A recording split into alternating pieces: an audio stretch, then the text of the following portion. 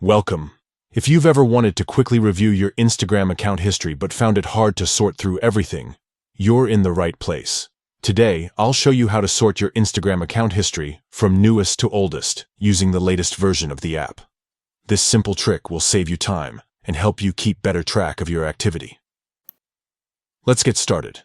First, open the Instagram app on your phone and head straight to your profile.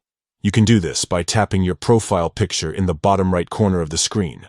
Once you're on your profile page, look to the top right corner and tap the menu icon, the three horizontal lines, also known as the hamburger menu. From the menu that pops up, tap on Your Activity. This section is where Instagram stores all your interactions and changes, making it easy to find what you're looking for. Next, scroll down and tap on Account History. Here, you'll see a chronological list of everything you've changed on your account, such as your bio, username, and other profile details. Now for the most important step. At the top of the account history page, you'll see a Filter Sort icon. Tap on this icon, and a sorting menu will appear.